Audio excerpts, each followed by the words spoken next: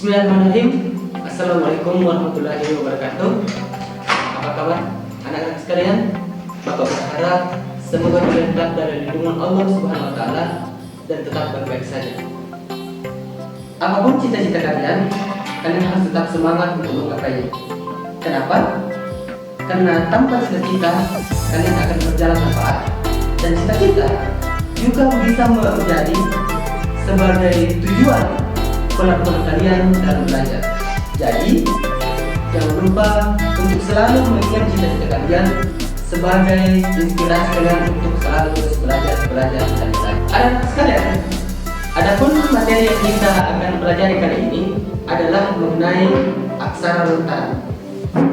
Adik-adik mungkin pernah mendengar kata aksara lontara sebelumnya atau pernah mempelajari waktu SD mungkin. Nah, di materi kita kali ini kita akan mengupas tuntas tentang aksara lontara. Anak-anak yang hebat, tujuan pembelajaran kita kali ini adalah yang pertama, kalian mampu menjelaskan apa itu aksara lontara. Kemudian yang kedua, kalian mampu memahami bunyi aksara lontara. Jadi ada bunyi A, I, U, E, O, dan seterusnya. Dan kemudian yang ketiga, yaitu kalian mampu menganalisis bunyi dari aksara lontara tersebut. Baik, untuk lebih jelasnya kalian bisa simak video PowerPoint berikut ini. Baik, anak-anak sekalian yang saya cintai dan saya banggakan, untuk materi selanjutnya kita akan mempelajari tentang aksara lontara. Nah, untuk di slide pertama, aksara lontara Bugis, kita bisa lihat pada gambar di bawah. Nah, gambar tersebut untuk bahan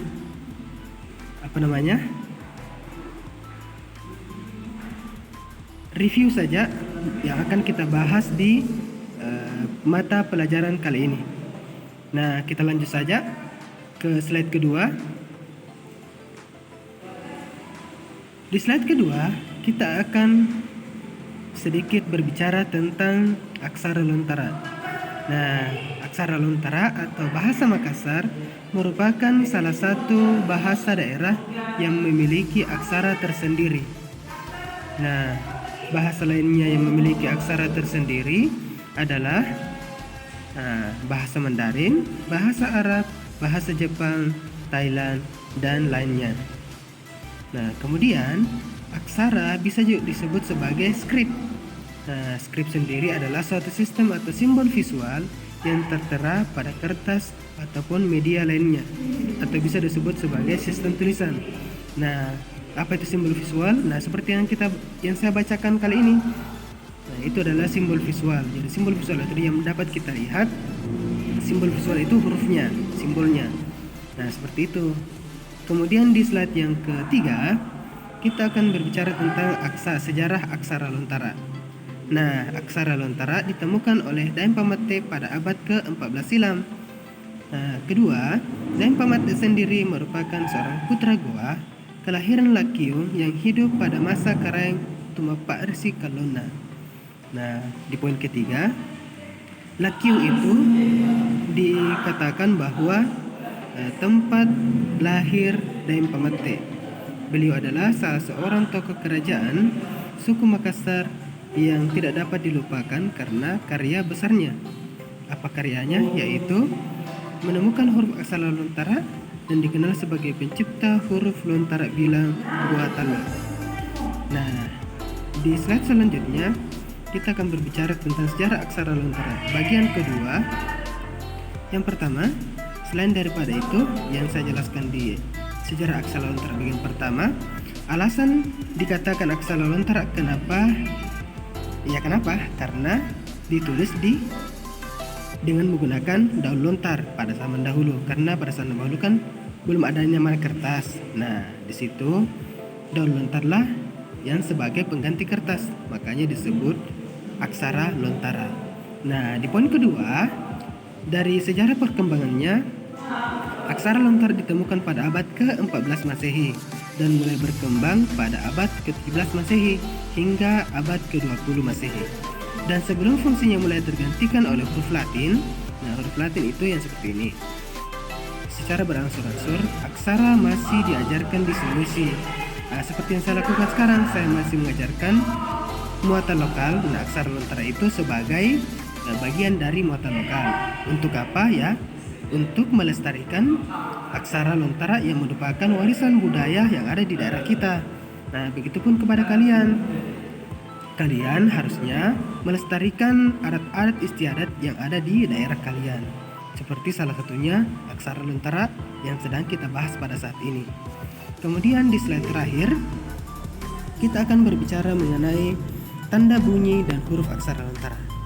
Nah, sebelum itu kita harus bagi dua dulu, aksara lontara dengan aksara lontara Makassar. Aksara lontara Bugis dengan aksara lontara Makassar. Bedanya di aksara lontara Makassar, nah, pada bagian gambar kita bisa lihat engka, empa, endra, dan enca itu tidak termasuk huruf aksara lontara Makassar. Tetapi ketika aksara lontara Bugis, maka semua itu termasuk. Nah, kita mulai dalam penyebutannya ya, diikuti ka, ga, nga, engka, pa, ba, ma, empa, ta, da, na, endra, ca, ja, nya, enca, ya, ra, la, wa, sa, a, ha. Nah, setelah itu kita akan mempelajari tanda bunyinya. Nah, kita ibaratkan garis hitam itu sebagai huruf aksara lontara dan titik itu adalah tanda bunyi yang akan digunakan. Nah, tanda bunyi ada titik. Nah, ketika titiknya berada di atas, maka dia berbunyi I. Ketika titiknya berada di bawah, maka dia berbunyi U. Sama dengan tanda bunyi yang lainnya, yaitu E, O, dan E. Bedanya E dan E yang terakhir dengan E yang pertama itu, E yang terakhir berbunyi E. E yang pertama itu berbunyi E biasa. Nah, kita berikan contoh ke huruf K dulu. Nah, ketika diberikan titik atas, maka tidak berbunyi K lagi, tapi berbunyi ya betul Ki. Jika bawah akan berbunyi ya betul Ku, dan selanjutnya. Seperti itulah penggunaan bunyi aksara lontara dan penyebutannya. Setelah kalian melihat dan mengamati video pembelajaran dan juga video PowerPoint yang telah saya berikan dan telah kalian saksikan tadi, kalian tentunya bisa memahami minimal sejarah aksara lontara yang ditemukan pada abad ke-14 dan mulai berkembang pada abad ke-17 dan mulai berangsur-angsur menurun pada abad ke-20. Yang kedua, kalian juga sudah mampu memahami bahwa yang menemukan aksara lontara yang pertama adalah Dainopate dari kerajaan Sino. Sekalian, semoga kalian tetap semangat. Apalagi di daerah Bantaeng ini sudah juga termasuk zona kuning, yaitu corona.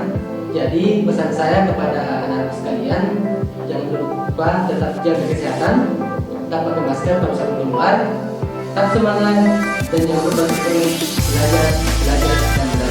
Terima kasih. Saya Profesor